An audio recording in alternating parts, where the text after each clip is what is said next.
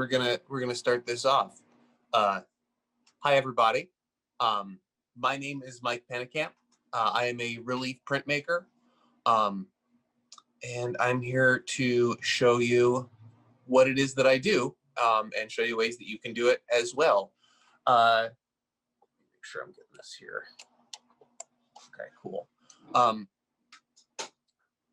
I've given a couple online kind of demos or little art talks in recent history and others in person, and I have found that it's way more engaging to have this kind of conversational approach to it. However, there are over 50 people that have signed up for this specific workshop, and so I'm hesitant to like open the doors to that. You know, I hope that y'all can understand where I'm coming from there. So my goal is to be as thorough as possible with this kind of relief printing survey. We're going to go over a couple different kinds of inks. We're going to go over a couple different matrices, which are the blocks themselves. I want to go over carving tools, and then different ways that you can print at home. And yeah, one of the big stumbling blocks or things that hold relief printmakers specifically back is a lack of access to large pieces of equipment, right? Like something called an etching press or a relief press. These things are big pieces of equipment. They're incredibly expensive, and usually they only exist in, you know, hubs like community workshops or universities. But that doesn't mean you can't do things at home, and I'm proof of that. So a little bit about me. Like I said, my name's Mike. I've been making prints for about 12 years now. I went to school for art and didn't really know what printmaking was until I was a few years in. But once I found it, I knew that's exactly what I needed to do. It was kind of this really wild discovery that became an impulse that I just kind of pursued through getting a bachelor's and then through real life for a little while and then getting a master's degree. And now I'm living here in Chicago, working at a print shop during the day and creating my own work in my apartment during the night. So I've kind of, you know, reached that goal that some people aspire to, that is like being creative pays my bills, which is kind of cool. Sometimes I have to be creative for other people, but sometimes I get to be creative for myself. So disregard the appearance. I do know what I'm talking about. Just trust me. So let's get into it. First, I want to just, I gave you a little bit of background. I want to show you a little bit of what I do. I have some sampled prints that are all relief prints that I brought out here. So I usually I carve wood. I've done some linoleum blocks in the past and other kind of like stamps. Essentially, what you need, what is the best thing to keep in mind as far as relief printmaking goes is that you are making a stamp. Some people that are more attuned to the fine arts aspect of printmaking will cringe to that word because it sounds so simplistic and a little puerile, right? But it is what you're doing. It's a stamp, and understanding the way a stamp works will help you understand how printmaking works. Speaking of stamps, I have this print that I made a while back, which is a woodcut based off of the U.S. postage 3-cent stamp for the Devil's Tower. And I actually made them into postcards, which are sturdy and usable, which is kind of fun. I've done other other portraiture. This is a smoking soldier. These are smaller works. I've done some things that are a little bit bigger and a little more hard to understand, and that's fine too. You don't need to really get it. That guy, I've been really interested in UFOs, sort of just the not necessarily the X-Files aspect of a UFO, but the implications that kind of arise from the history of what would be the term, unidentified aerial phenomena, and the history of that in the United States specifically. It's another smaller. So you can see a lot of these are a little more modest in size. I have worked a little bigger in the past, and still, this one's wrapped in plastic. I apologize for that. It's the only one I could find, and it's all sealed up. So, oh, and then finally, there's a bust of Nero that was carved by me recently. It's kind of a weird idea that I had to get up.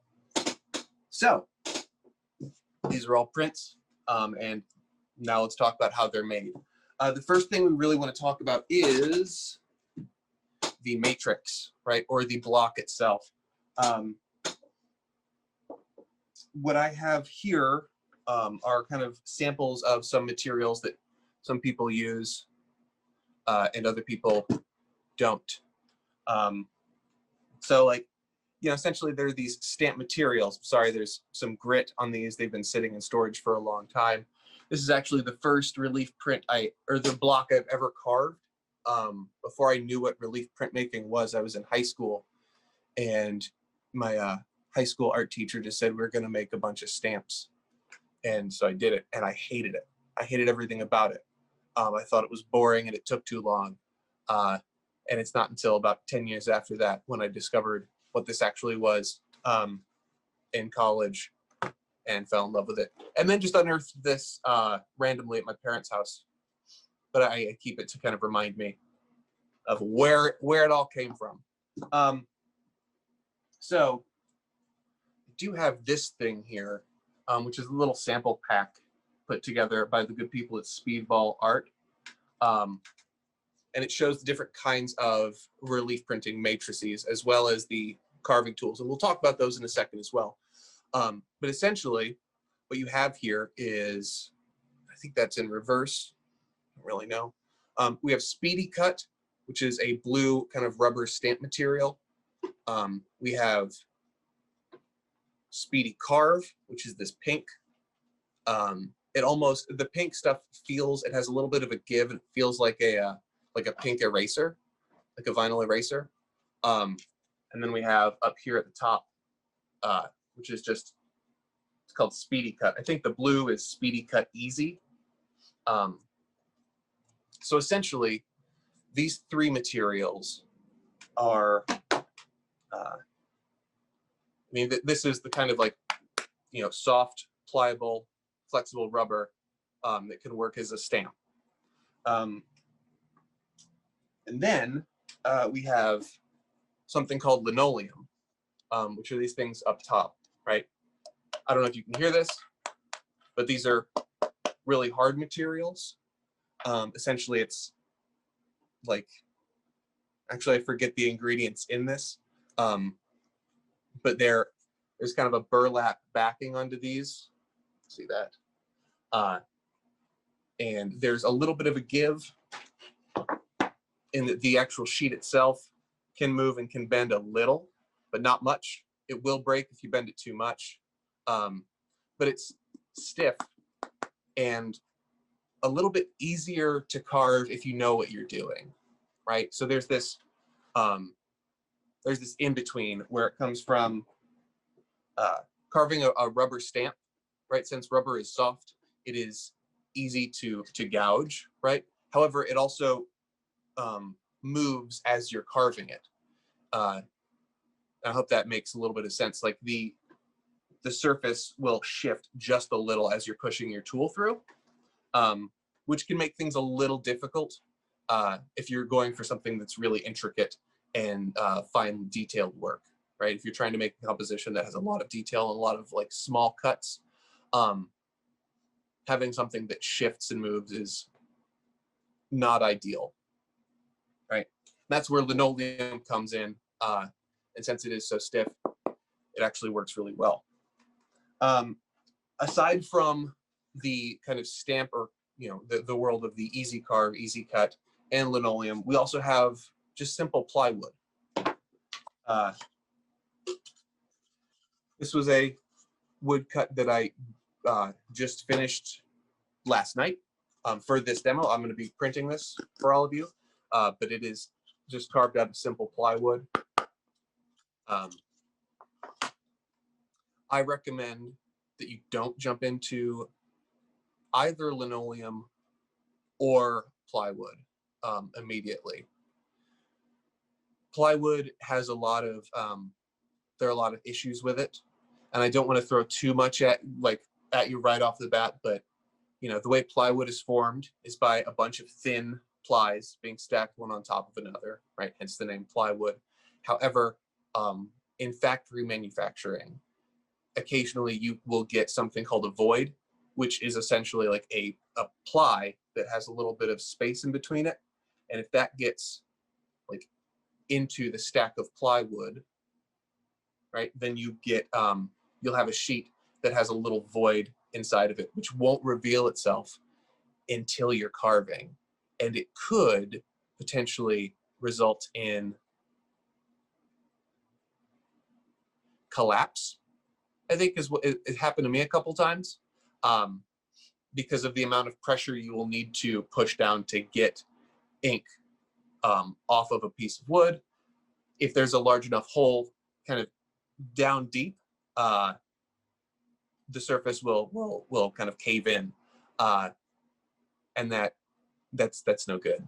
That will result in a really bad time, and maybe curse words, I guess. I don't know. It depends on how you process anger and frustration. So there's that.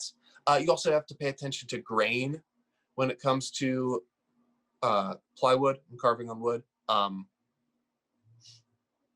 because I mean the way plywood has strength is because those different plies that I mentioned before, stacked one on top of another, the grain of the wood are facing in two different directions. So it's, if everything was transparent a little bit, it would almost look like a weaving with grains moving and alternating like this. However, that can affect the way your tools move across the surface. If you have a bunch of plies in your plywood moving in like from left to right or right to left, right, horizontally, and you're trying to carve vertically, then the friction of your tool against the grain of the wood could result in like a less than ideal carved line. It could result in splitting or flaking, I guess. Yeah, I think flaking would be the best way to answer that, or to describe that result. So those are the kind of three worlds. You have your stamp thing, which is the traditional rubbery sort of material. You have your linoleum. If you're going to buy linoleum, there are usually two different kinds that are available. One's called Battleship Gray, and the other is called like Golden. And that just has to do with the color of the linoleum, like in the manufacturing process. One is gray, that's the Battleship Gray one, and then one is more of a yellowish beige, which is the Golden, right? Aside from that color, there is no difference between those two. I just want to make sure that's very clear, because if any of you go to an art store and you're faced with this dilemma, it has nothing to do with the material. It all has to do with the color and the preference, like your personal preference. Just want to get that out of the way. And then we have the wood, and I recommend going with birch plywood. I recommend trying to check for voids in the ply itself. You can do that by turning the plywood on its side and looking at it. Got a block right here. If you turn it on its side and you look this way, right there. I don't know if you can. I hope you can see that. That's a void. However, it's a little bit down there. They have a couple plies between that and the surface. So you could get away with something like that. You know, I would still want to avoid that as much as I could. You can check, because if I flip this board around and go to the other side, you can see that void continues. So it's actually going all the way from one side of the block to the other. So that could result in some pretty heavy failure. Luckily, it didn't. Yeah. So we've gone through the matrices. Let's talk about carving tools, right? So I have a large collection of carving tools since I've been doing this for a while. And I don't know, I mean, just from the moment I learned what this was, I just kind of immediately fell in love with the process and started accumulating little bits of equipment and pieces and tools anywhere that I could, because I wanted to know I wanted to know as much as I could about the process. And one thing that I learned at the end of the day is that most tools are exactly the same. It just kind of boils down to preference, right? So first I want to talk about the the Linoleum Cutter, right? This is a product that Speedball makes, and it looks like this. Hope y'all can see that. What this is the butt of this thing screws off, and you actually have a bunch of blades and different types of gouges that you can then kind of place into the tip of this tool. So it's a really economic way to go about this if you're using that rubber stamp material that I mentioned before, or linoleum. These lino cutters don't work too well on wood. The blades just kind of tend to dull and chip much quicker. But luckily these aren't incredibly expensive. So you get one. What I recommend you do is get one of these, try it out, try out the process. If you love it and you want to keep going, first, congratulations. Second, look into some more specialized wood cutting tools, and I'll show you a couple of those in a second, right? So you make sure that this can be seen and it's not washed out, but the tips in the bottom of this linoleum cutter are the same ones that were down here, right? So, the end of each one is the same. That's what gets installed into this like chalk. But the marks they make are actually a little bit different. And I think this is a little more difficult to see because you have let's see. There is a difference here with the resulting marks, off of each tool. It seems pretty simple to understand, but I will show you a little more in practice what that can mean. So I'm opening up my tool, and first I'm going to use this little, where's my, how do I do this? Man. This is a really little gouge. And these things they work best for thin lines, obviously. And so what I've done here is taken a bit of linoleum. This was Battleship Gray. It's burlapped on the back. And I covered it in gesso, just for an educational purpose. You don't have to cover your linoleum in gesso. I just want to show a difference between the surface and what's underneath, because linoleum and any material looks the same from the surface and and beneath, right? So it's kind of hard to tell or differentiate between what is cut or what is carved and what isn't. So I'm going to move my camera down here to my workstation below. Awesome. I have my bit of linoleum. I'm going to work with a little bit of dim the lights here too, right? And my carving tool. What's fun about these, there are a bunch of different ways to carve. Some ways work better than others for specific people. So feel free to experiment with this stuff. when you start. But what I would recommend is to pay attention to how you're holding your carving tool from the beginning. I know a lot of people that tend to hold a carving tool like a pencil. They do this, and they will kind of, carve this way. And I just want to point out one thing, while also saying that if this works for you, then great. Just be cautious, because what's happening is that I'm moving my wrist, and that's kind of all that I'm doing in this carving. And so, like typing on a keyboard or writing with a pencil, you can get kind of a repetitive stress or some agitation or irritation in your wrist from doing this. So what I recommend people do is take the wider end of this tool and kind of place it in the meat of your palm, and then close your hand and put your index finger on the wide spot here in the belly of that tool, right? So you're kind of doing this, and instead of using your wrist, you want to use your whole arm, your shoulder and elbow to kind of move. That will cut down on a lot of long-term damage that you risk posing to your body through this process. And when it comes to damage to your body, I think it's also important to point out that every tool like this is incredibly sharp. Even the dull ones are really sharp.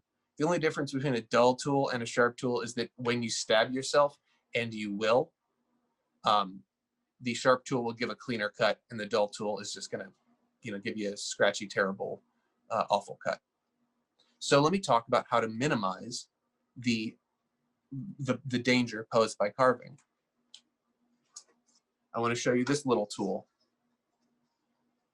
This is called a bench hook. You can see it's this is a piece of metal, but they make these in wood too. And essentially, makes kind of an S shape, right? So what you do is, if you're sitting on your desk, you can put this bench hook against the edge of your desk, and you can put your linoleum against the other side of that bench hook. That way, you can carve, and you're moving in one direction and pushing, right? But you're not holding the block with one hand, and this is how people hurt themselves, by cutting and slipping, going directly into the meat of your palm or your finger, right? Every relief printer has a story about that, about hurting themselves. You might even have a couple stitches. I don't, luckily. I have cut myself quite a few times. I don't do it too much anymore. But when I first started, I had a lot of Band-Aids, went through it. So for the sake of visibility, I'm not going to use a bench hook. But I really do want to stress the importance of an object like this, and how beneficial this can be to a lot of people, especially if you're just starting out. Set it over to the side. Use this here, right? So, like I said, tool in the meat of your palm, index finger on the in the belly of that tool, and essentially, you want to start at a specific angle, usually like 45 degrees if you're pushing, and you're getting the tip of that tool into the linoleum itself. I don't know if this is going to really show up here, right? But I'm kind of in this, and I can push that tool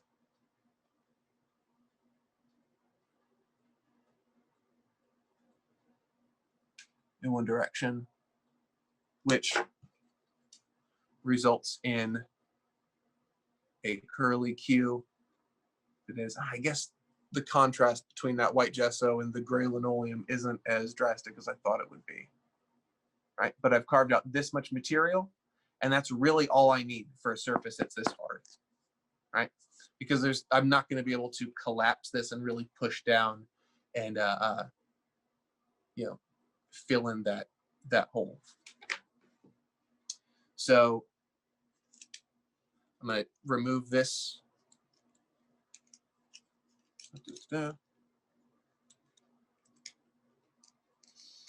I'm going to go to a larger gouge in hopes that I can better illustrate this to you. Uh-oh. Let's just do a different setup here. Here, let's go with a wider, geez, I hope you can see that. This would be a U gouge. The blade itself is kind of turned, has got a bit of a belly. So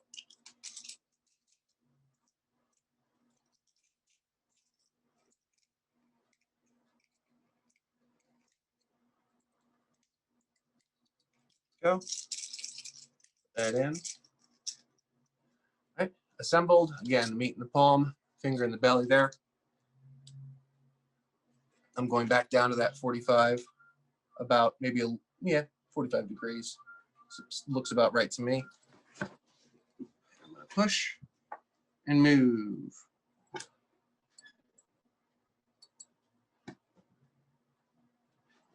Right. And so you can see the material that I've taken out of there. There's actually quite a bit more.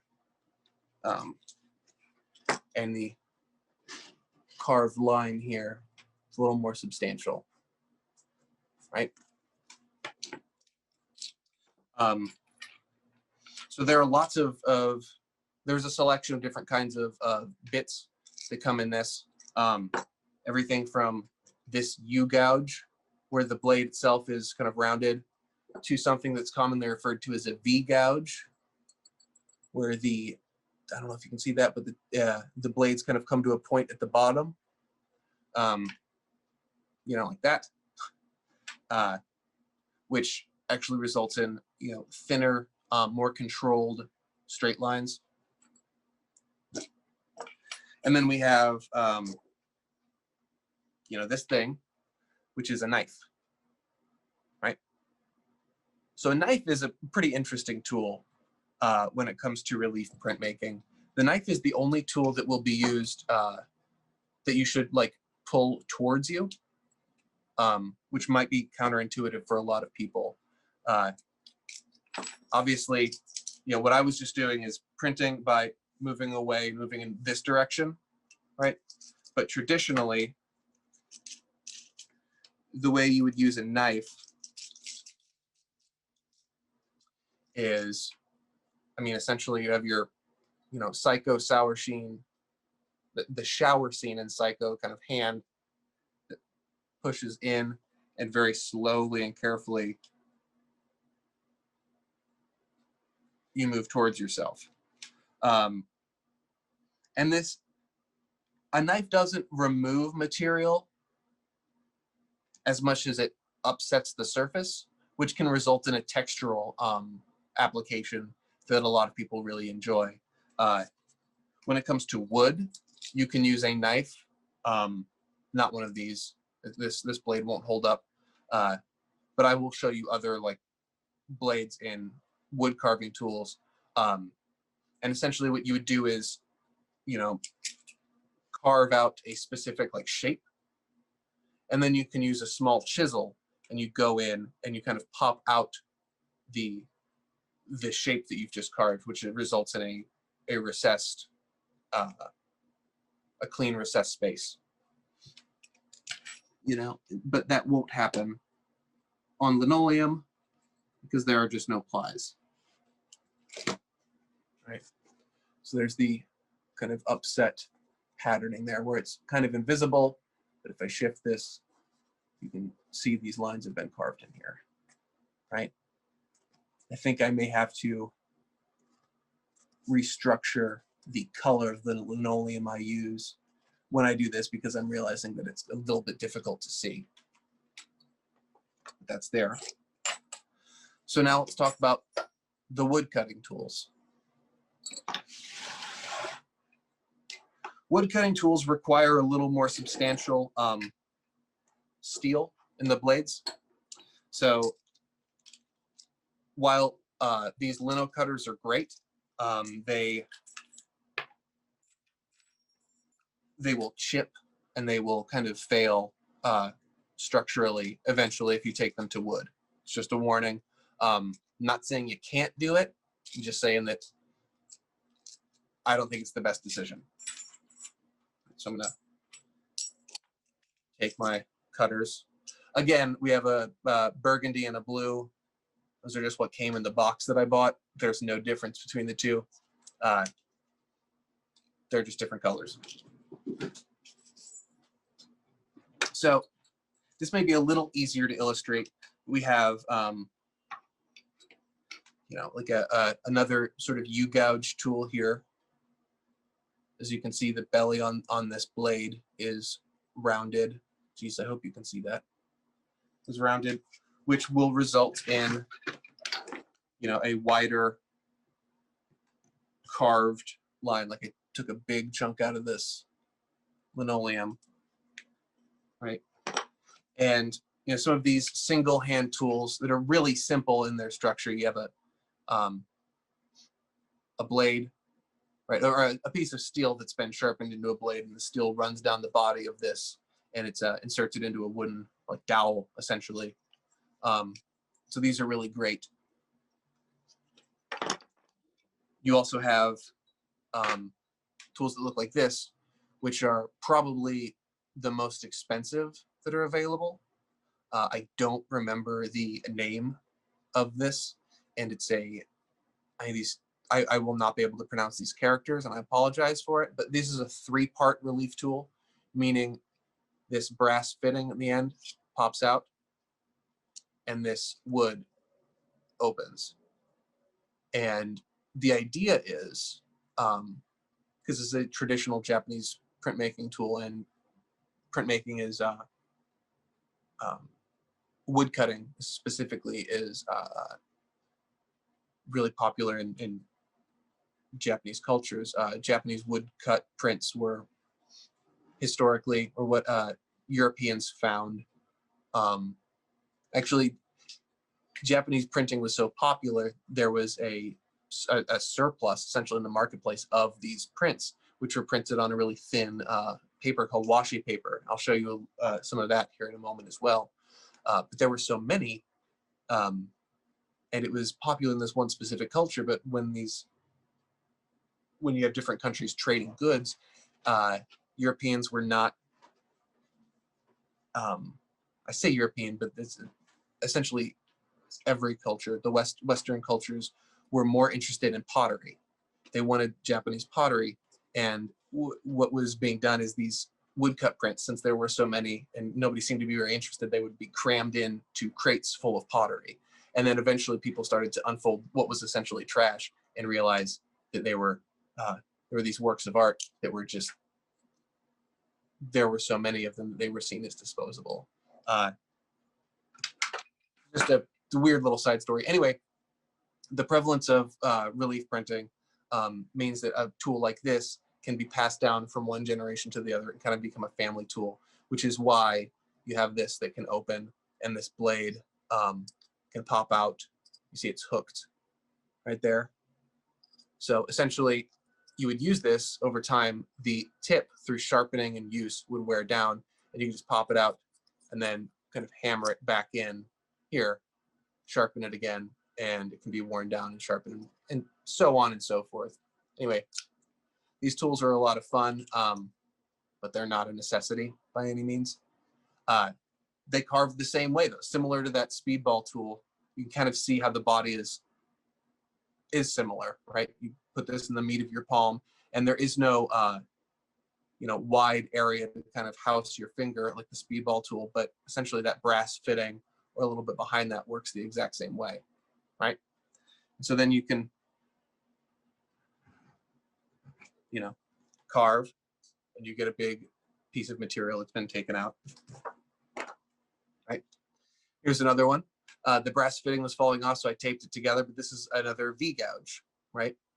So instead of this big U-gouge that takes out a wide area, you have the V-gouge, which you'll use in exactly the same way, but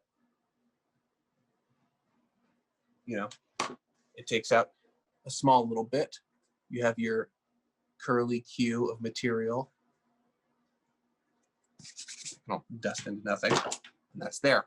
These are also great tools. There are these, this type of tool. These are from a company called Lyons, Lynos, I believe. EC Lions. They're also great. Just has, you know, kind of goes down to preference. Again, similar shape, similar structure to a speedball tool, where this thick part goes in the meat of your hand. You bring your finger down on top of that blade, and we have a U gouge and a V gouge. Again, U gouge will go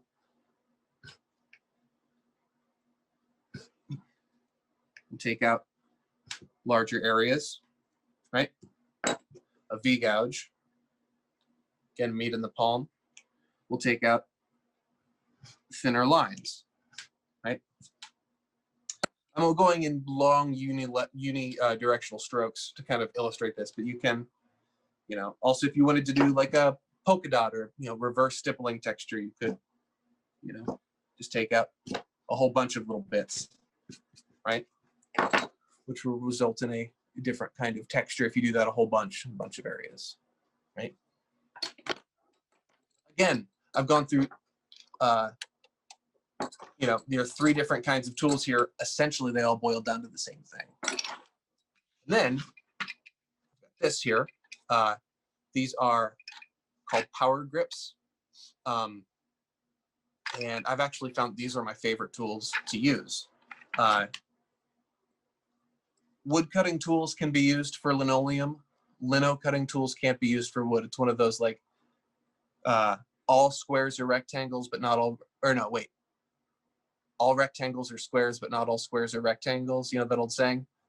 It kind of relates to this as well. But again, you know, you have your U gouge here, right? You have your V gouge here. You can see that a little bit better, right? And they do the same thing.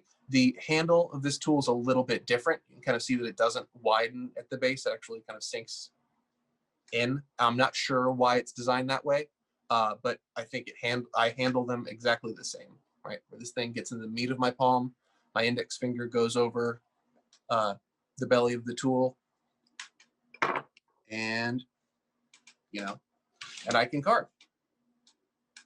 You know, here, here.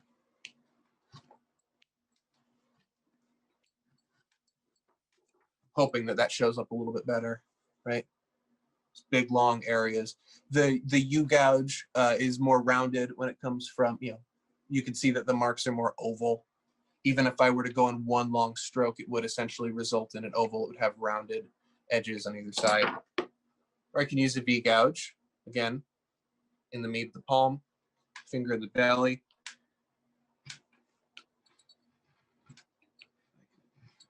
Move, move, move.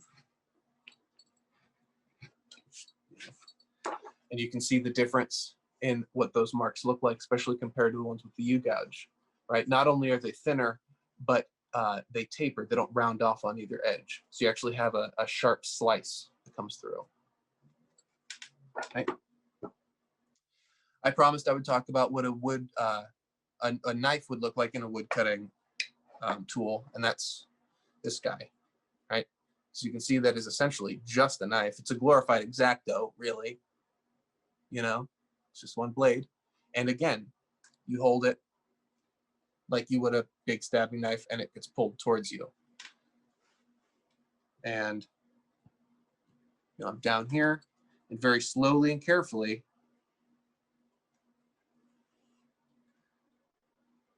you pull the knife towards you.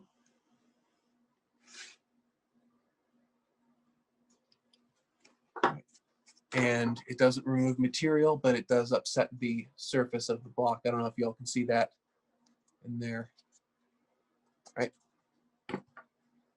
And the idea is you would take a knife and a chisel here, which is essentially another sort of blade, but it doesn't have a point, right? See how those are different? The profiles, they look similar, but you turn to the side, they're different, right? So you use your knife to carve out your shape, and then you would use your chisel to kind of work into that area and move out.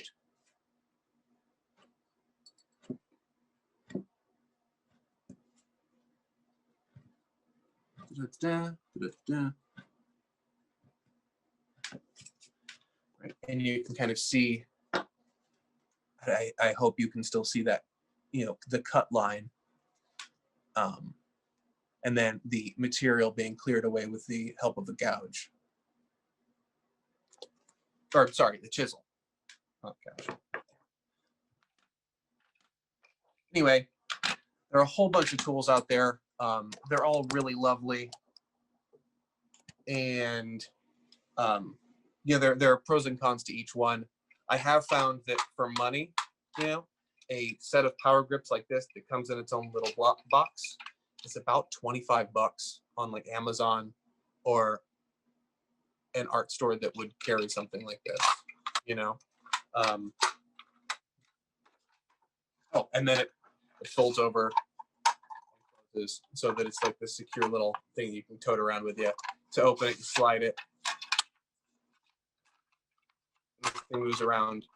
And oh, come on, don't do this. Oh. And so it kind of like, I don't know, it's just cute. It's well designed. It's a well designed case, and you know that kind of brings these out so that you can easily grab them.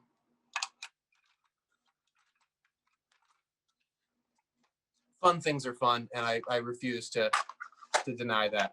All right, so there are a bunch of different ways to kind of draw on your block, whether you're using the rubber stamp or linoleum or wood, right? I recommend just using a simple HB pencil for a preliminary sketch, you know? And then after that sketch is done, you can go in with a simple Sharpie and kind of like thicken up your lines, let that dry so the Sharpie doesn't smear, and then you can kind of, and then you can carve, and then you carve out your drawing, essentially, which is what I did on all of these, right? Even this one from way back when, all this, I mean, you know, the material was the Speedy cut, right? It was that one, you know, and I did a like carbon copy of a profile, added some horizontal stripes for some reason. I don't know what I was thinking back then. And then filled it all with Sharpie, and carved out everything that wasn't the Sharpie. You can see that recessed area.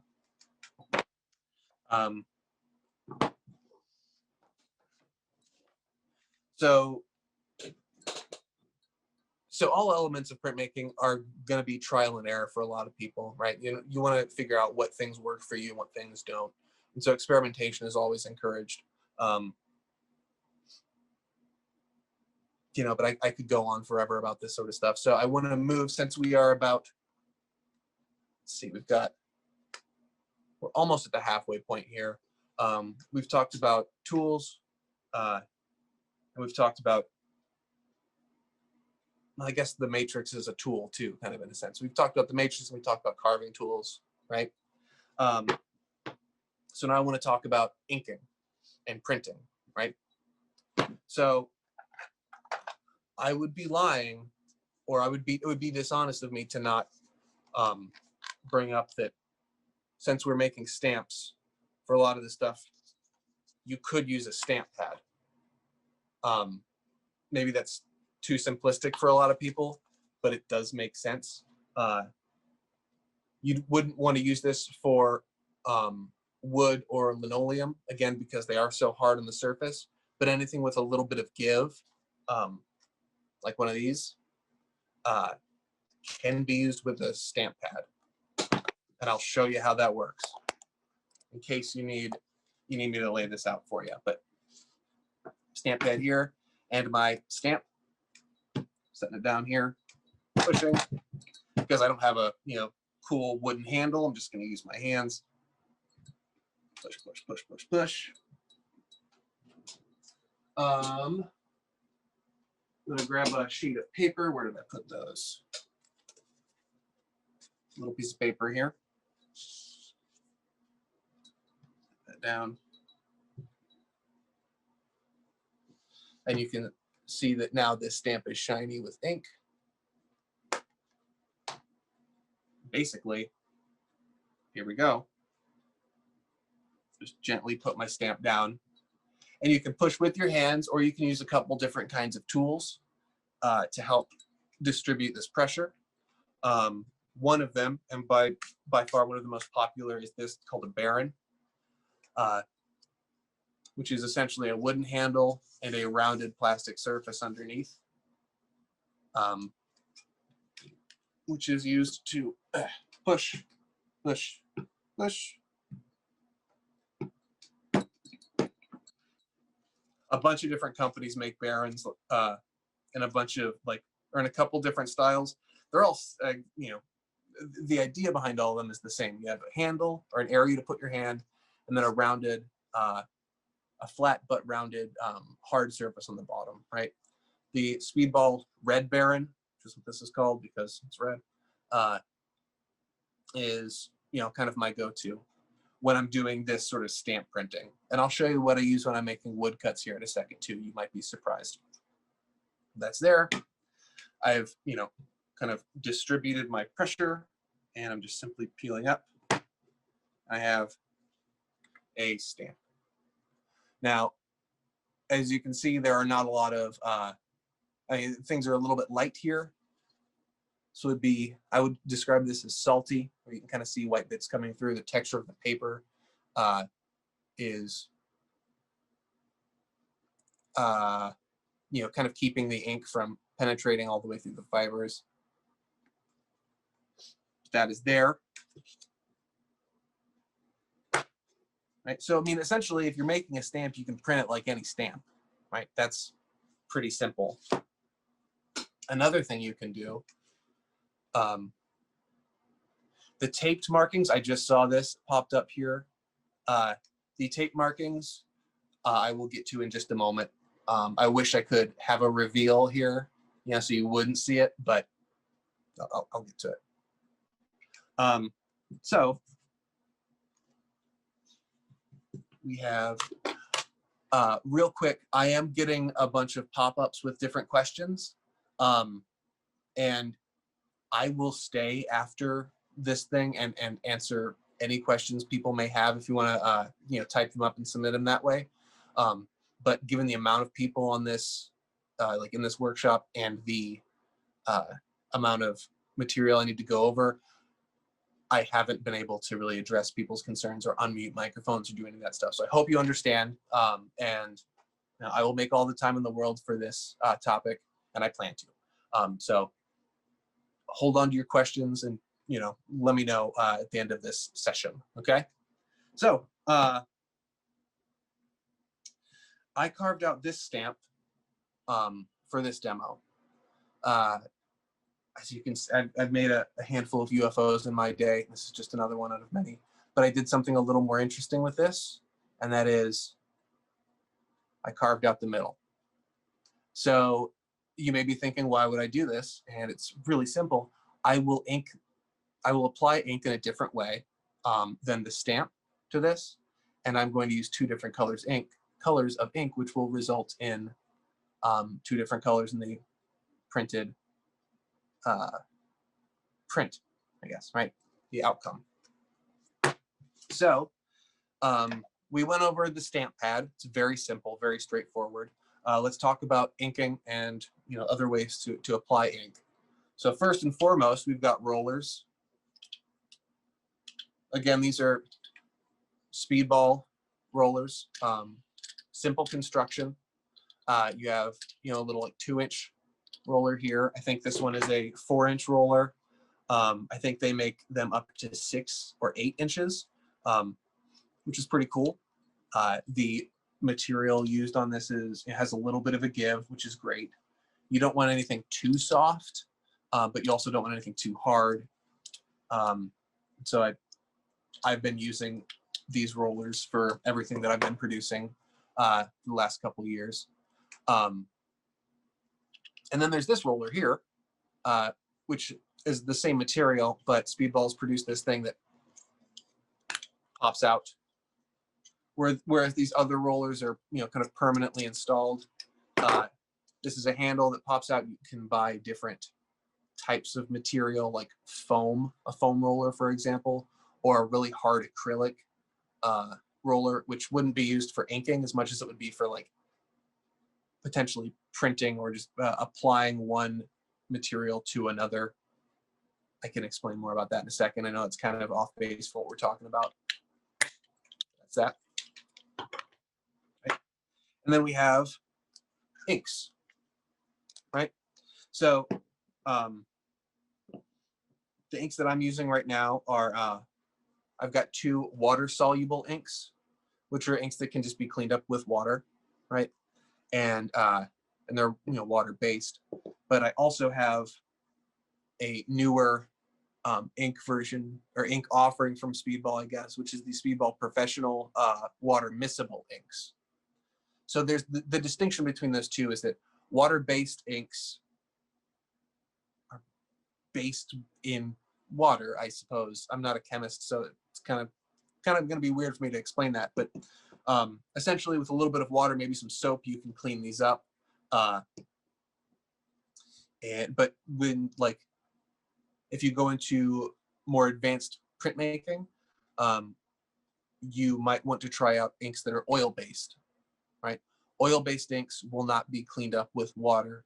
You have to use materials like Simple Green, which is kind of a degreasing material you can get at a hardware store, or mineral spirits, those materials that are pretty noxious at times. And if you're doing this at home, I personally don't want my apartment or my home to smell like mineral spirits, right? So I want to avoid that, which is why these are so interesting. Water miscible inks are oil-based. They're oil-based inks that will kind of break down when you introduce a detergent sort of material. So I use dishwashing liquid to clean up my water miscible inks, these guys, which is great because the result is going to be a rich black or any other color. It's rich. It won't dry out immediately, you know. Oil-based inks last a lot longer than water-based. And at the end of the day, after I clean up, something will smell like lavender or citrus instead of, you know, an awful mineral spirity sort of toxic, fumey scent. I don't want that, you know? So we've got their inks here. We've got our rollers. And now we need a surface to apply the ink, right? It's another thing that these bench hooks, if they're metal like this, it can come in handy as an inking surface. However, since this is black and it might not be easy to see, I'm actually going to use a thin sheet of plexiglass that I have. Right? I've taped the edges so that I can identify this somewhere, because if I just set a piece of clear plexiglass down on the desk, it kind of disappears, you know? All right, so I'm going to use, I think I'm going to make, I want my UFO here to be black, but I think I want my dots to be red. I don't know. Let's see that. See how that works. So opening this up and laying out a little bit of ink. See, there's not a whole lot there, but I have an ink knife here. Right? A couple different kinds of these things. You can get them at hardware stores, but that will help me kind of smear this ink around. You don't need a lot of this stuff. Then I'm going to use my 2-inch roller here, kind of, and now I'm going to roll out my ink this way. Now, I think this is really important to point out. It is very easy to get too much ink when you're rolling something out like this. And if you have too much ink on your roller or apply too much ink to your block, then you're going to lose a lot of definition in your shapes, right? The ink will, when it's applied to the paper, it'll look spongy. It'll look, you know, tacky and a little bit, in my opinion, kind of gross. But that's only because I can't think of a better term to describe it. So what I always recommend people do is lay out ink along the top here, or along, you know, one edge of your inking surface, and then use your roller to pick up just a little bit, and then spread that out on your plexiglass, back and forth. And I don't know if you can see, there's a little bit of like reticulation on the surface, but not a lot. And it does not sound like Velcro. A lot of relief printmaking, like when it comes to rolling out ink, you want to listen to it. I know it sounds a little bit weird, but the idea is that if your ink sounds like Velcro, it means there's a lot of tension on the surface and the ink bits are popping, you know, up onto your roller. It sounds like that means there's too much ink. But if you can get a sound like a lightly sizzling bacon or something, that means there's a more adequate amount. It's a little bit easier to listen to. I hope you can hear that. Does everybody hear that? I don't know why I'm saying this. Everybody's muted. Sorry, but I hope you can hear the difference there, right? So I'm rolling out my ink, you know, making sure that the ink is, you know, on every bit of the surface of this roller. You don't want to just go boop, boop, boop, boop, boop. You want to make sure that you're, you know, inking in long strokes so that one edge of the roller goes all the way around, right? And then I'm going to start inking this up.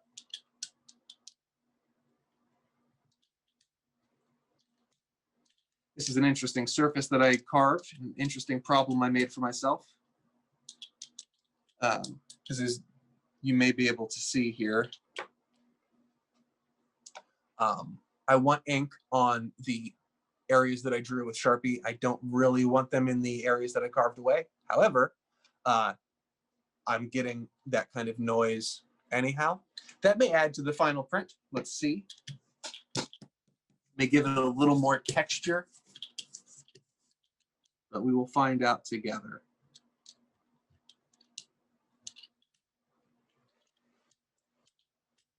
I think I might keep it that way, actually. I kind of like that.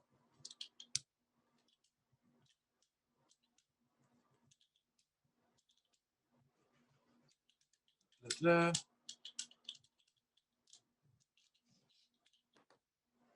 And I haven't printed this block yet, so let's hope that I've put down enough ink. You can kind of see the surface there.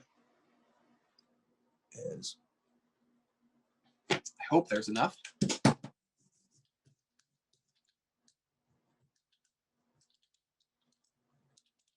Yep. Then I'm going to ink up my UFO. I already have a block that I'm going to print in black ink, so I'm actually going to switch to blue here. And since I'm going to do that, I'm going to move this surface away and actually use my pinch hook. Doing the same thing, putting down a little bit of blue, taking another roller and spreading out this ink.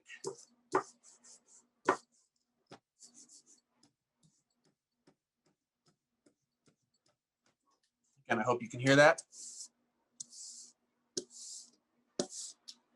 It's a nice ASMR sort of thing for everybody. I'm going to very lightly roll my ink out over my block.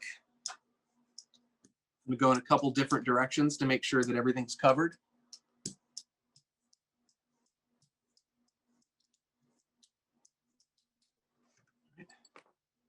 And I hope this works. So here's where I get to the tape measures, right? So before I came here today, I cut down some paper that is actually the size of this outer tape, and I've marked off some areas that indicate where I should put my block to try to better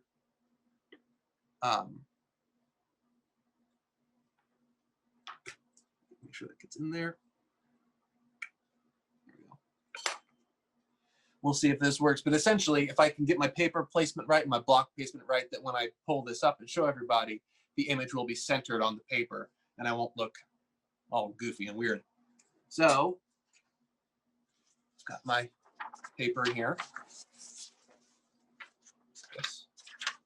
And I'm just gonna carefully set it down. And I'm going to use my Baron. Sort of push and move, twist a little bit, but not much.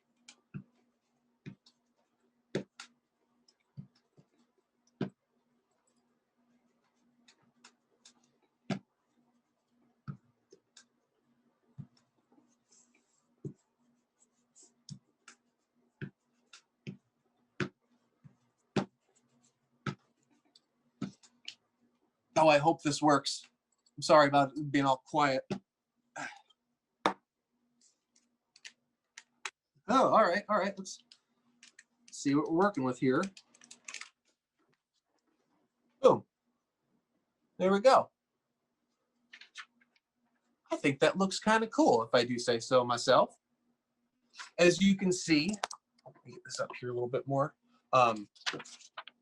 The red areas, even though the block was picking up a lot of the carved marks, when I was applying pressure just from the top down, the paper didn't sink low enough to pick up all of like all that kind of noise down here, right?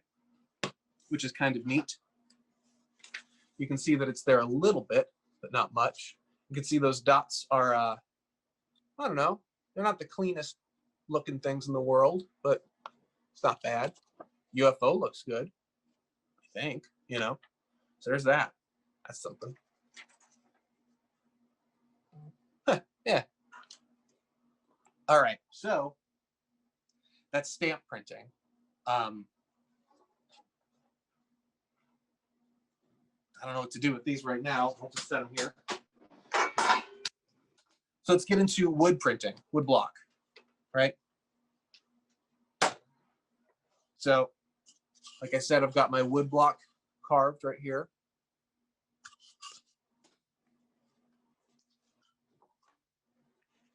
Make sure this gets out of the way.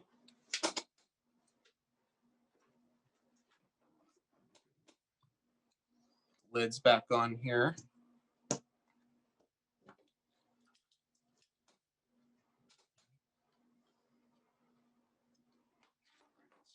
And lucky for me, I've got another bench hook. This one is more of a gray metal, but essentially it's the same thing. So I'm going to use this to roll out my black ink, the water miscible ink. So I've got this here.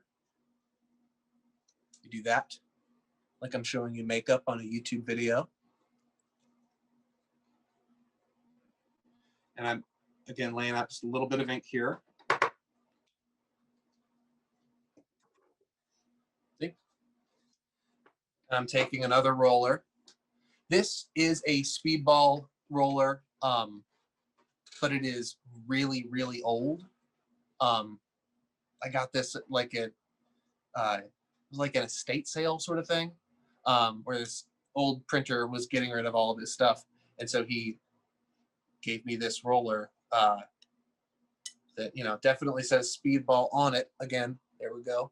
But it's like a different kind of material. So you can see it's not beige, something else, some brown. But it works great. It's kind of my lucky little tool. So again, I'm inking this up and I'm making sure that I'm not getting too much ink on my roller. Kind of laying down what I usually refer to as a well, right? You have your larger amount of ink at the top, and then you pull that ink down. Now I actually think I have too much ink right now. I think I've pulled too much from that top, but never fear, I will show you what you do to get rid of this ink. You'll take your ink knife and simply carve a little bit of way. Just remove it from the surface You can put it back up there at the top. And since you already have a bunch of ink here and a lot on your roller, you can see how shiny that is. That's a lot of ink on there. All I'm doing is going back over this, and that helps reduce the amount of ink that's on my roller.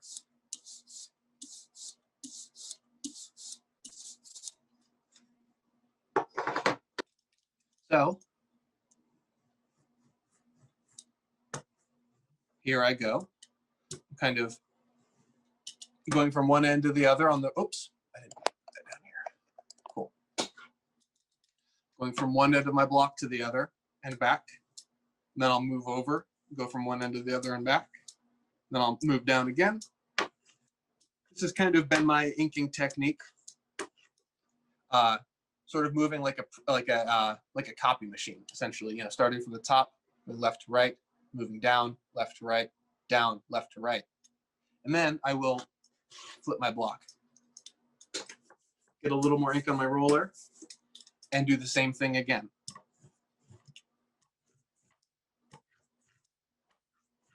Right. Move it again, same thing. Now, if you notice, maybe some of the more eagle-eyed among you will think, hey, you weren't doing that with the stamp material. You know, why were you more selective with your inking in that stamp material and you have this weird system for the wood? And that's a great question. The answer is that wood is porous, essentially. So the surface of a piece of wood is going to actually start to absorb a little bit of ink. So you want to make sure that you're laying down ink in a specific sort of pattern to mitigate any areas where the wood can be more absorbent and will just sink in ink. So now I've got this. You can start to see the ink kind of being reflected off the light reflecting off that ink there, I hope. And let's see how this looks printed. Setting this down. As you can see, I've got that taped square. I'm putting my wood block right here. This is going to be a little bit easier because the wood block and the pieces of paper I'm using are cut to the same size. So I'm actually just carefully laying this down. Yeah. I'm going to press it with my hands just to make sure that I'm sitting there. And now I'm going to use my super secret tool. I've shown you the rollers. I've shown you the carving tools. I've showed you the barons, right? I've showed you the different inks. I've showed you the wood, the linoleum, the different sort of like stamp carving. I even showed you the stamp pad. This is my favorite tool of all. A spoon. This is it. This is a really old spoon that I started to use a while back, and it has, you know, kind of smoothed out. It's nice and easy. It's just like a wooden soup spoon.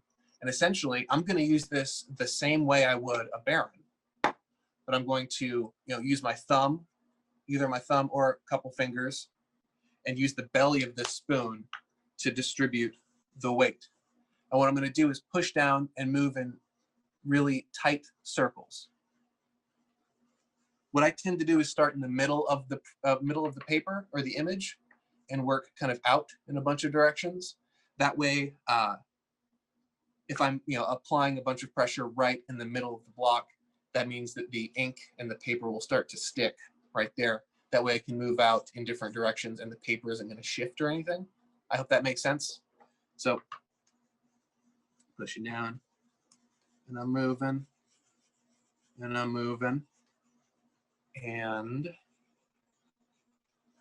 going from one end to the next, down here, going around. Right. At this point, I can actually lift this block up and show you what's happening because I've made such a seal, or I have so much ink working there. But you can start to see the image come through the paper. That's a great sign.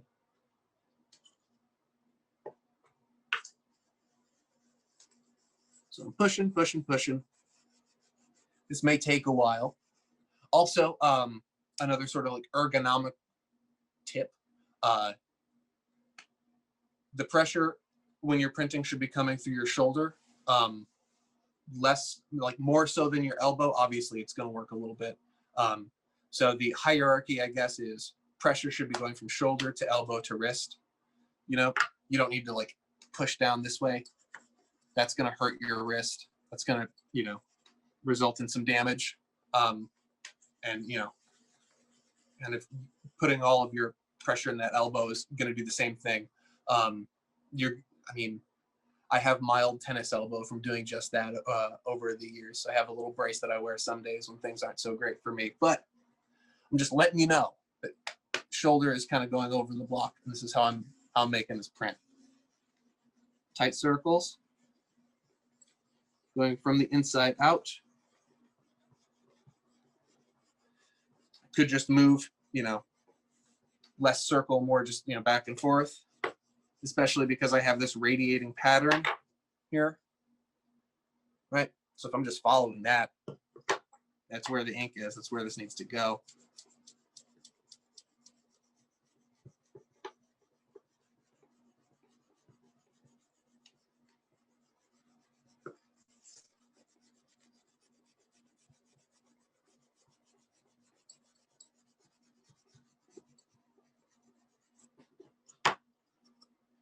Coming through more and more.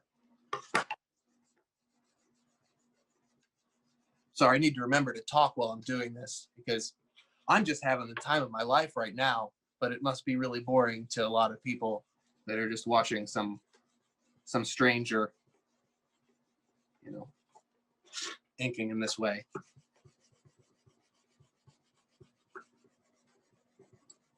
Oh, another really cool thing you can do with this block or with, you know, paper when you're doing this, you can see the amount of, you can start to see the ink coming through the paper, so you know that I've printed here. I still have a little bit left to go, but if you're really careful, you can peel up one edge and see how you're doing, right? So that could use more pressure or a little more ink because you can see how salty that is, right? Again, wood is absorbent, and this is the first time I'm printing this, so I may have to sacrifice this print just to allow a little bit of ink to sink into the surface there. And maybe the next one that I print is going to be like spot on. So the paper that I'm using right now is called mulberry. It is a washi paper. It's a traditional Japanese printmaking paper. Got more of it here. You can see that it's really thin, but it's also really, really strong. It's a really strong paper. And it's got one side that's really smooth and another side that has a bit of a texture to it. I always print on the smooth side, lay that on the block, and then use my Baron to kind of burnish or apply pressure to the more textured side. When you're doing hand printing like this, I strongly recommend using thinner Japanese papers or washi papers because you can see what you're doing. And when you have a thin paper like that, there's minimal texture, right, on the surface itself. With a process like printmaking, when you're relying on pressure and surfaces, a heavily textured paper can result in a print that is also heavily textured in a way that you don't want, right? Let's not forget what I showed you earlier here, right? This has a lot to do with ink, but it also has a lot to do with the Western paper that I'm using, which, as you can see, is pretty thick, you know. It's a Western cotton paper.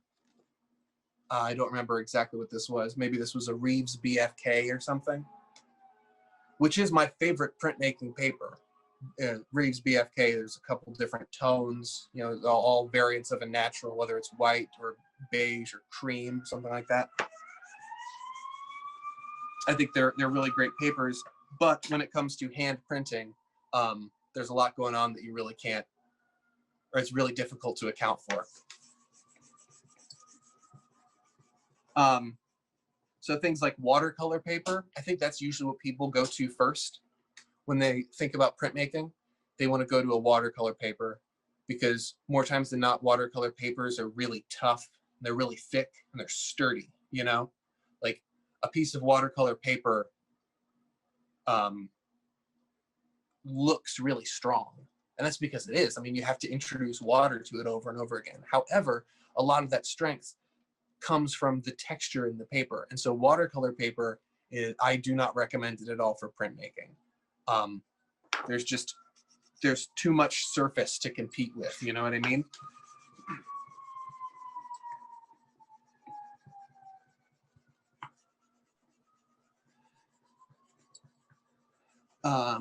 Speedball has a couple papers that are really nice. This mulberry that I have here is a type of paper that's put out by Speedball. There are a couple companies that make mulberry paper. Mulberry just refers to the fibers that are in it. But this stuff is from Speedball. They also have a line of cotton Western papers called Arnhem that are also really nice. I think I have a little sample book somewhere with me that I can show you all. Again, it is a nice paper, but we have competing textures, and kind of a thicker cotton paper is going to be a little more difficult to hand print. Doesn't mean you can't do it. Just means that it'll take a lot of determination and gumption, I guess. All right. So I've printed this entire thing. There we go. It's upside down. Right. And start to see it. And you can already tell, I think, that there are some areas, the thinner areas that are darker. This means there's a heavier application of ink, or I was able to work through more ink there. In something like this area in the UFO, a thicker, wider area, it looks more gray than black. That probably has to do with the amount of pressure I was able to put down in that one spot, right? And you can sort of see how that mimics in a weird halo that kind of goes around this. The wider areas that I needed to push down on look a little fainter, and there's a good chance that that's because of the pressure I was able to put down, right? And the way you would compensate for that is by adding just a little more ink, because again, wood is absorbent. But the anticipation is killing me, and I really want to see what this looks like. So I'm just kind of blindly pushing down here.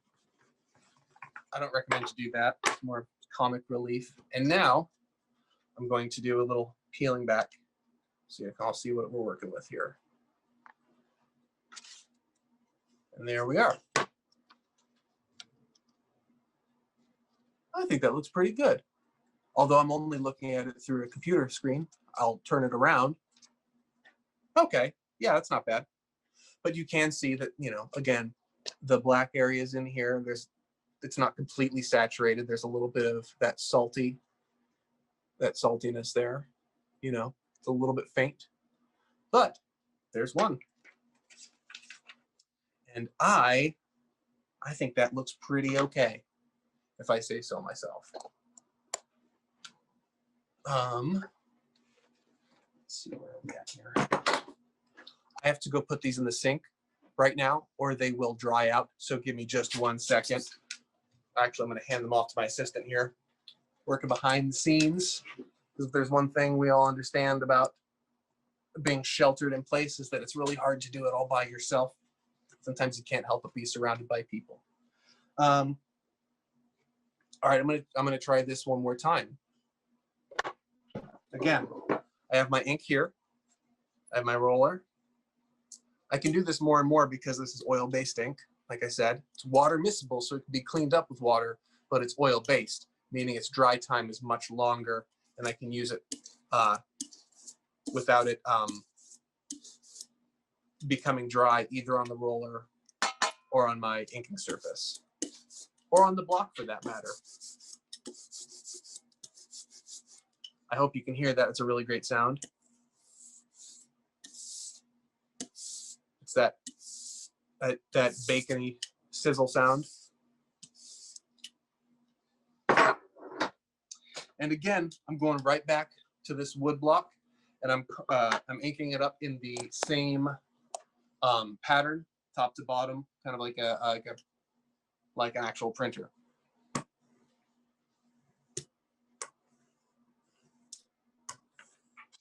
Whoops.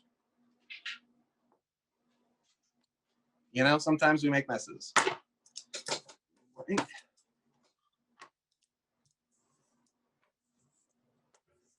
If you didn't notice, the block had just slipped out from under me while I was inking, and I got a little bit of ink on my table. It's not the first time that's happened, and it won't be the last. But this is also a good opportunity to point out that some people will use that cushiony cabinet liner or whatever. You know, that material that you put in like a silverware drawer or a cupboard where you keep your cups. And it's like, I don't remember what it's actually called, but it's just a little bit of a cushiony weaving, right? If you put that on a table and you put your block on it, that will allow you to apply pressure without the block sliding around. So I could have done that, but I didn't. That's my bad. So instead of pretending like I didn't screw that up, I'm just going to let you know that that's what you would do.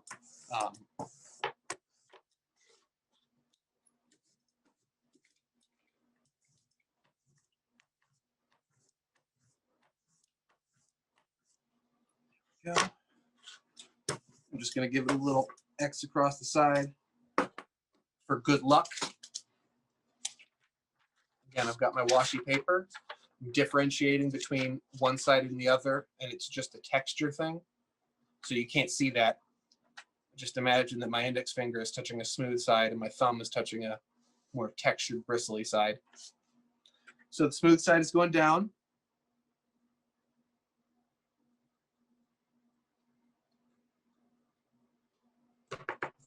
Pat, pat, pat, pat, pat, pat, pat, pat, pat. And I'm using a spoon. Going back in once more, right to the middle of the block, tight circles. Moving out just a little bit from there. And I can already tell that the ink application the second time around is much heavier. And I think you can too if I spin this around and show you. You can see that is already way darker. And the fact that I just have that UFO and I can hold this block upside down and that paper isn't going anywhere tells you a lot.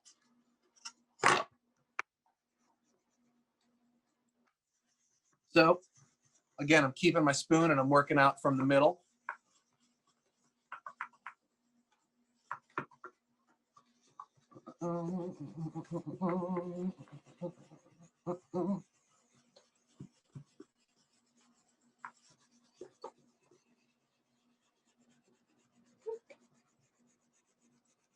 I might move out in that back and forth radiating pattern here.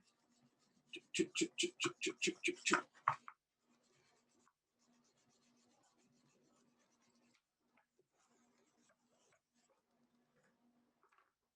going to switch hands because I'm a little bit tired, a little fatigued.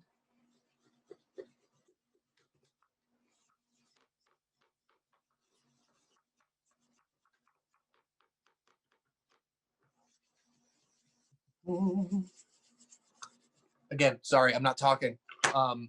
This is, forgive me if this ends up like appearing repetitive, but that is what a lot of printmaking is. It is the best part about printmaking is the multiple, right? It's the idea that through all this effort of carving a block and inking a block and printing, you make more than one thing. And if you're doing it, I guess the right way, I'll use quotations there. You know, you'll be able to make a whole bunch and they'll all look the same, which, you know, we could have a fun artsy fartsy conversation about, you know, the value of, one work of art when there are a bunch that look just like it. But I actually think that printmaking is art for the people, you know, whereas a big oil painting can hang in a gallery or a museum, you know, or at the White House or any other sort of institution that can afford it. It becomes this symbol of exclusivity, right? Whereas a print, you know, can be hung in a house. It can be hung any of those places and more, and it can hang everywhere at the same time. The idea that, you know, you can make a work of art and print it on a sticker, and then print it on a t-shirt, and then print it on paper and hang it into a gallery, and somebody can see all of those things at the same time, is pretty cool. I mean, if I say so myself. I find that to be a really really wonderful quality to printmaking that just doesn't exist in any other art form. Any of the traditional art forms, I guess, you know. All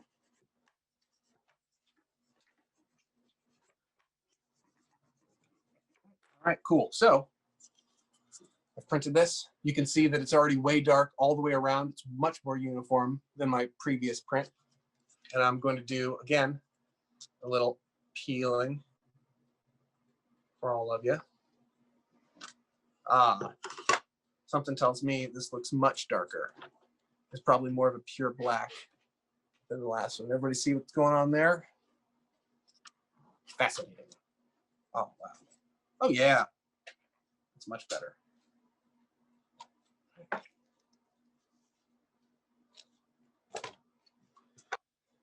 So what's our time here? Okay. So the one thing I didn't grab is some water to show you how to clean this stuff up. And I'm going to have to step away for just one moment and grab that water. So forgive me for just a second for my absence, but I will be right back.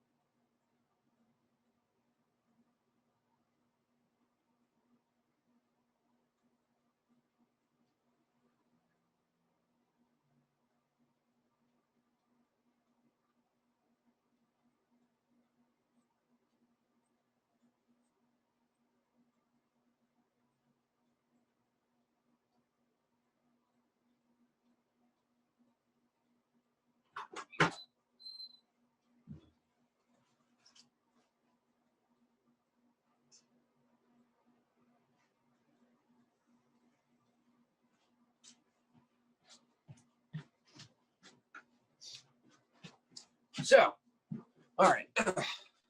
Sorry, that took a little minute. I've got a little cup of water here. I've got some paper towels, a regular shop rag, or a microfiber towel sort of thing. And then this here, which is, forgive the spout, looks like it could be olive oil or something. It's just dishwashing liquid. So one thing that I want to tell people to avoid right off the bat, if you're using a wood block, never clean it. Don't clean the wood. What you should do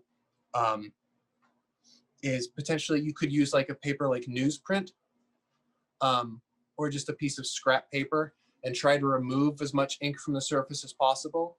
But you don't want to introduce any solvents or liquids to the wood. The reason for that is, again, wood is porous, right?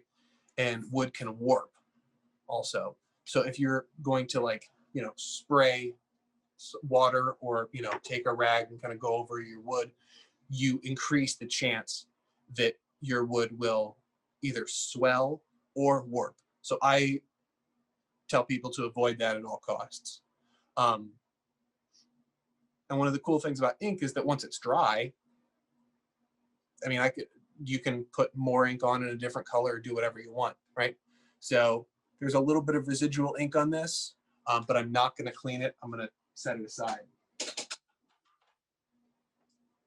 The same doesn't really go for the stamp material, right? Either one of these stamp materials. Your ink can dry on those, but there's an increased opportunity that it will result in more like textures that aren't great, right? Like a residual texture on a stamp will only result in that texture showing up later, you know, when you go to revisit your stamp. So I'm just using, since this is water-based, this ink that we used, again, Speedball, water-based ink, and I'm just now seeing that it's also gluten-free.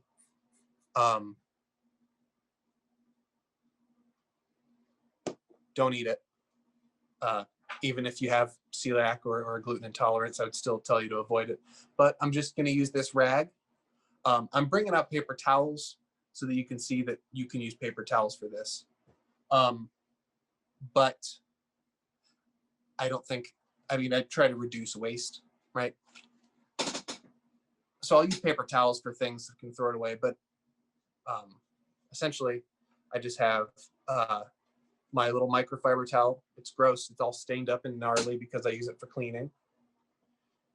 And my stamp, and I can just wipe the ink off. Then I'll dry it. And there you go. Perfect. There's not a speck of ink on there. It's just shiny and clean. Ditto with the other red block that I had, you know, just wiping this down. This might be a little bit different because I have so much exposed surface that it might start staining that pink a little bit of a red color. But you can see that all those polka dots are back to the Sharpie black, with the exception of this one that I carved in at the last minute. But that's there, and it's nice and clean.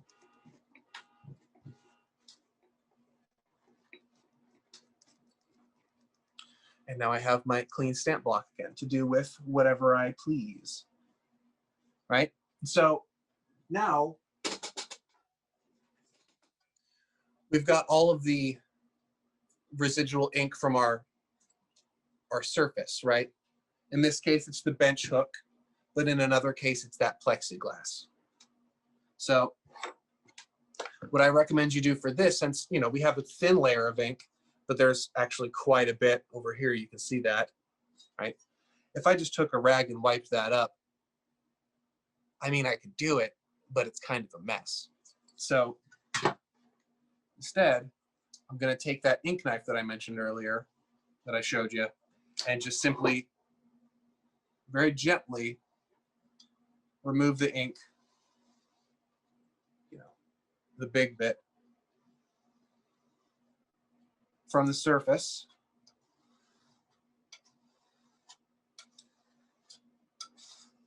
I want to point out that this isn't like paint, really.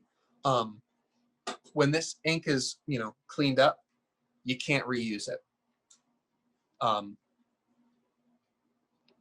It's going to be too dry. It's going to be too crusty. So, you know, make sure that you scrape that up.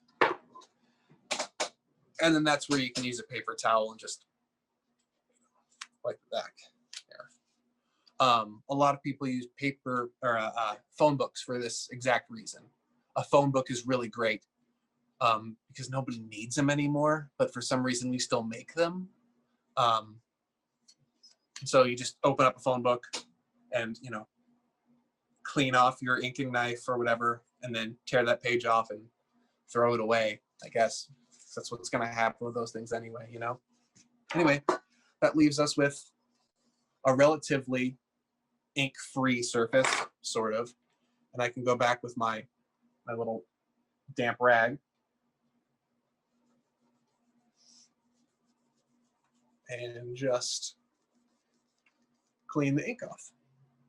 And you can see my ring light. Look at that. I'm trying to look professional, as professional as I can. Clean up. Ditto. Plexiglass, right? It's the exact same thing. Looks different, but we're just scraping off the excess. You can see this actually dried up quite a bit. So it's like actually a film that I'm peeling up.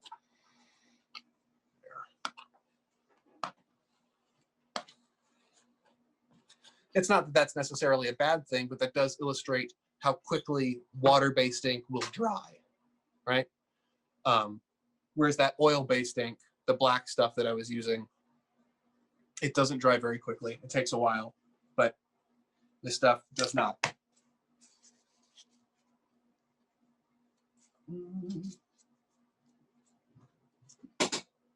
Away.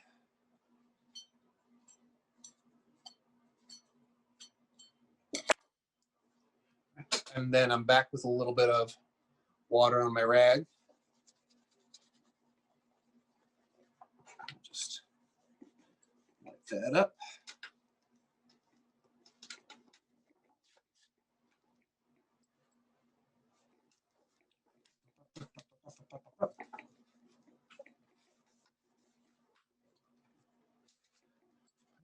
That's there, just like that, nice and clean, and you can see my ring light through it. I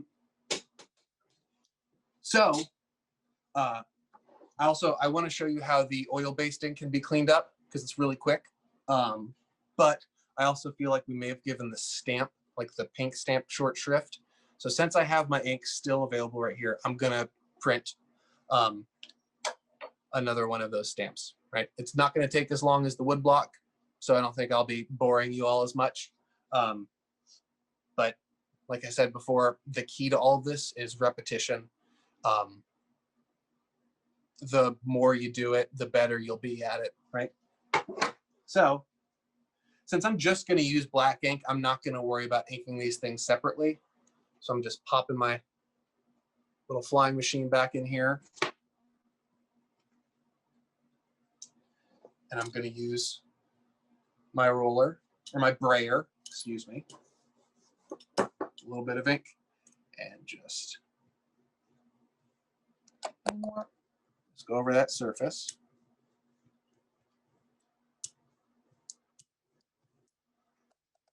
There we go.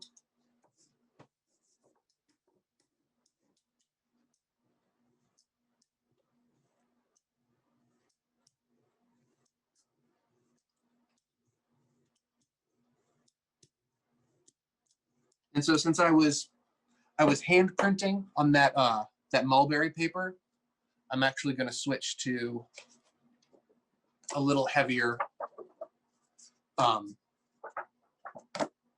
This is a heavier Western paper. This is actually the Speedball printmaking paper. I use this because it's just marketed as Speedball printmaking paper. It comes in a pack like that. And so I just cut it down to use here as a sample. I hope it works. I do a lot of work with Speedball, as you can see, you know. Just gonna set this down really nice. And I'm gonna use my Baron here.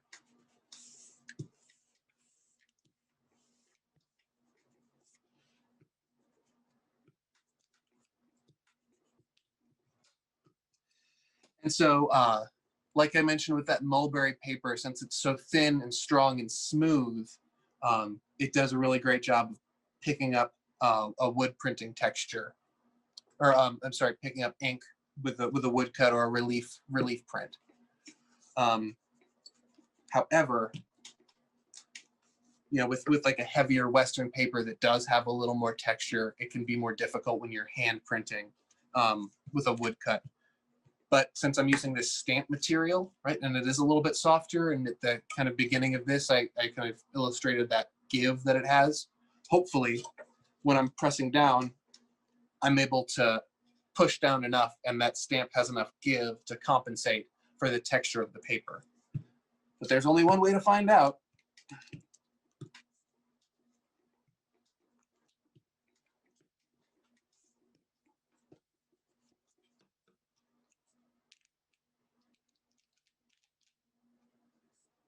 Okay, that's not bad.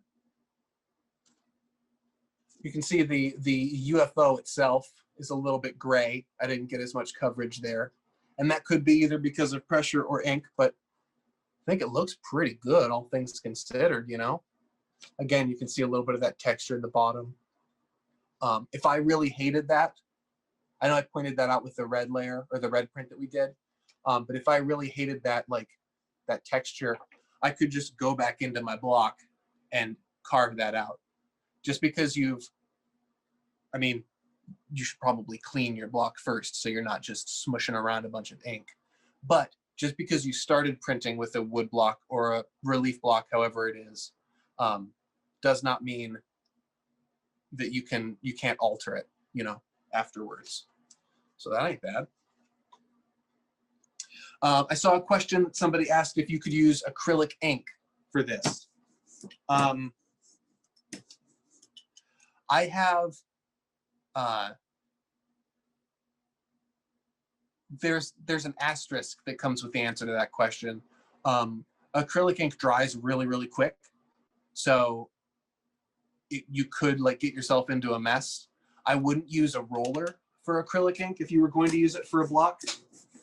What I would do instead is actually use a small paintbrush and gently paint over the surface before you, and then like, you know, apply your paint that way. Basically, the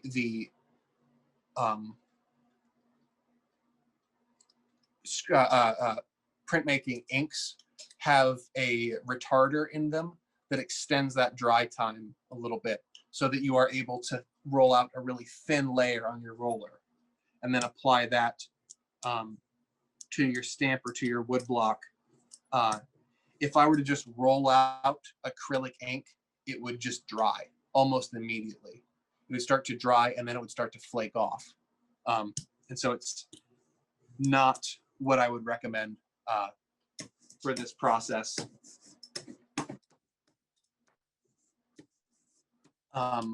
You know, but if you are, I mean, I don't want this to sound, you know, insulting or anything, but like, this is something that you can do with kids, like with young kids. Kids really like stamps. They like stamp making. And if you don't have a stamp pad, you could use acrylic paint and have them kind of like brush paint onto, you know, whatever blocks they've got laying around. And, you know, the edges, the image itself might get a little bit blurry. It might start to fill in some places because it's hard to get a very clean application of paint, especially with a brush over a surface of a relief block. But it is a ton of fun and kids really love it. So, you know, like if you're doing a workshop, you know, with a bunch of kids, or if you're printing on paper plates in like your kitchen counter or something, you've got some kids at home that are just bouncing off the walls, like you could totally do that. I'm gonna do this one more time. Again, I've got my Speedball printmaking paper. I'm laying this on the surface. I just saw a question, and forgive me for not answering all the questions that are popping up, because there are a whole bunch and I really want to. It's just kind of hard to like to focus on this and also focus on that and then go over what I need to go over in my head. But I saw one question that what's the difference between a roller and a brayer? Sometimes the words are used interchangeably, but traditionally a roller is something that you would hold with two hands like a rolling pin. Essentially they're larger and they're made out of the same sort of like materials, but you roll it out with your hands. Whereas a brayer is something that you hold, and it's a one-handed tool. It's a very subtle and simple distinction. And I mean, it's not, nobody's gonna take any issue with you for interchanging those two words. And if they do, they're jerks, really. And I also saw a question about if I had any samples of printing on fabric. And I don't at the moment, but you absolutely can. If you are using wood blocks, it's really difficult to print wood blocks on fabric. And it's really difficult to print linoleum blocks on fabric. You will need, or usually you would need something that's like an etching press or a relief press, a big piece of equipment that not a lot of people have or can afford, in order to put enough pressure down to print a wood block or a linoleum block onto a piece of fabric, whether that's a shirt or just a swatch of material or something. But if you're using some of this stamp material and you've got a brayer like this, you can absolutely print on fabric. You want to, the same sort of issues are things you should keep in mind, like texture. If you're printing on something like a heavy duck cloth, then that you're going to have to exude an immense amount of force to push through that. But it's not impossible. If you're going to print relief blocks on fabric by hand, there's another one. Ta-da! I would suggest using something like linen. In fact, I actually have some linen swatches.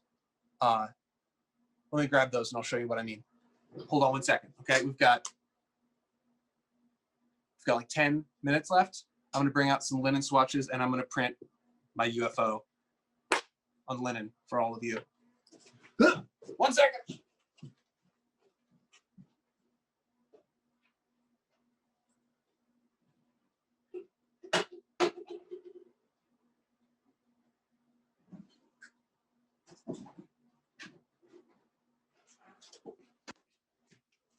Aha, I'm back. So I've got a box here with a bunch of linen swatches that my partner and I tie-dyed because we were at an art fair and we were printing patches on site for people to take home with them. So we wanted to do something a little more interesting than just beige linen, so we just tie-dyed it. That's what it looks like. So I'll just set it there. I've got a little bit of ink left on this roller.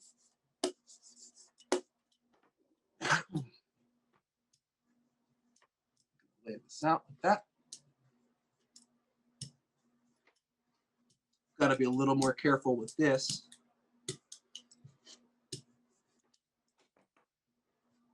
There. To get any loose strings out of the way. My UFO, and I'm just going to plop it straight down. So we're actually printing this in reverse, right? We're not putting the stamp up and then putting paper on top of it like we have been doing. We're actually putting the stamp down. And I'm going to use my Baron and use that to help distribute this ink. And we'll see if I've actually put enough ink on the block itself, to saturate the fabric. Wish me luck, right? And yeah, there we go. And now I've got my UFO printed on a fabric patch. They can kind of go anywhere. Screen printing is also another way to do this. Screen printing is the more traditional way. In fact, screen printing is older than woodcut. A lot of people, if you get into like print history, the assumption is that wood cutting and relief printing is actually the oldest form. But archaeologists discovered a while back, I think it was in China. They found like bits of silk that had this waxy residue and this like dye in it, or this pigment. And they couldn't tell what was going on with those. They're like, what is this? And eventually somebody that was a printmaker or had a history in print came out and was like, hey, actually, that's like silk screen. Screen printing is also called silk screen, and they used to use silk to do that, to like print with it. And so actually this piece of fabric that dates back, you know, I'm not going to embarrass myself and say how long ago it was, but it's like older than any other, you know, wood block or paper. It actually existed before paper. Yeah, it was actually a bit of a silk screen sort of like printing setup, where people would take silk and stretch it really tight and then use wax to create a resist, and then they would paint or push through like pigments, you know, or like dyes essentially, which is pretty cool. So as we're wrapping up here, I'm gonna print another one of these.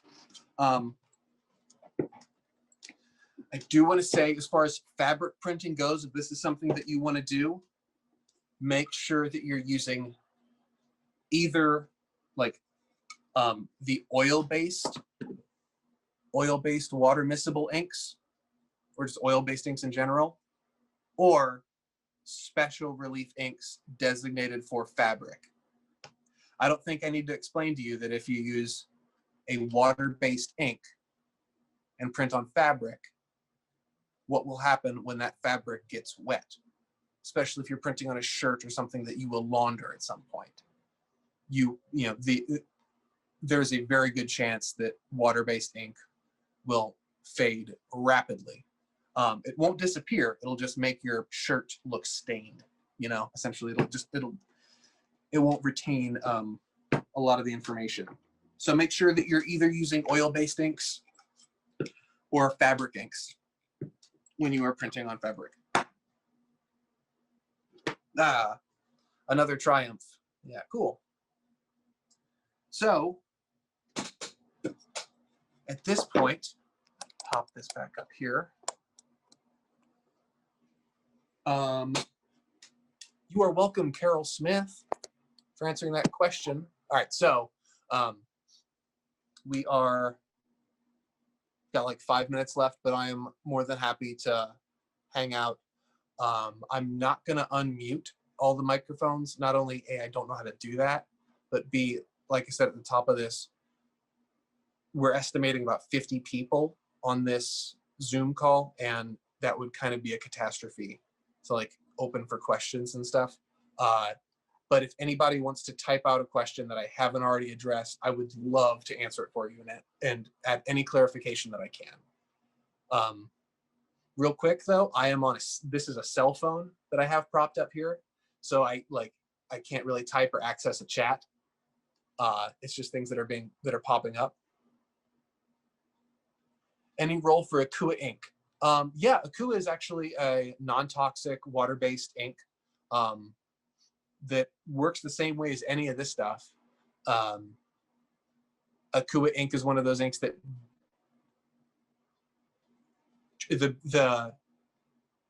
it does dry, but it will fade on anything that gets wet.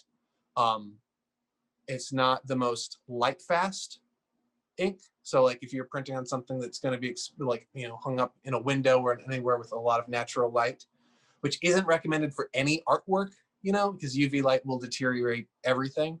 But Akua ink fades really quickly. But if you want to get something that is non-toxic and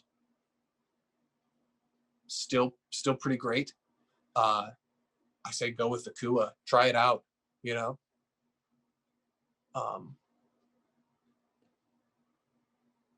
Can you use, all right. Oh, hey, here's the chat. All right, sorry everybody. So sample using fabric. Yes, so that's that. Speedball water soluble inks on plain wood. Yes, absolutely. It is like like to print a woodcut using water-soluble inks, you absolutely can. That's what I do. That's how I've done everything. Any role for Akua inks? Yes, answered that, I believe. Can you use the spoon on rubber or linoleum instead of the Baron? The spoon you can absolutely use on linoleum. Rubber is a little more difficult because it's such a soft material that it will shift a little bit as you're printing, which is why the Baron allows you to push like just vertically down, and I will twist occasionally just a little bit. But when I'm printing with a spoon, I'm constantly moving in circles. And if you're constantly moving in circles like this, there's a higher chance that the rubber underneath that you're actually printing on, I say rubber, but you know, the stamp material, it'll start to shift. And so I don't recommend a spoon when printing on either like the pink Speedy Carve or any of the Easy Cut stuff.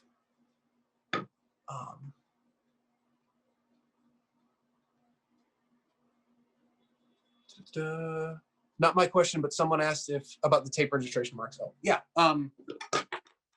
Basically, I set this down so that I can, like the way I put this down was I took a piece of paper and I set it down on my table, and then I just used masking tape and taped off the edges. I'm doing that so you can see. Yeah, so it fits right there. And then I took my block, you know, and I set it down and kind of centered where I want it to go. And then I taped off the corners so that I knew exactly where to put my block so that it would register with the paper. Registration can be pretty tricky to get right, but I found that this actually works really well as a quick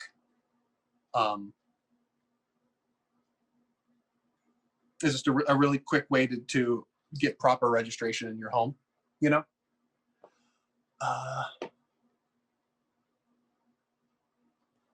Yeah, so that's those. Are there any other questions? Sorry, move up here.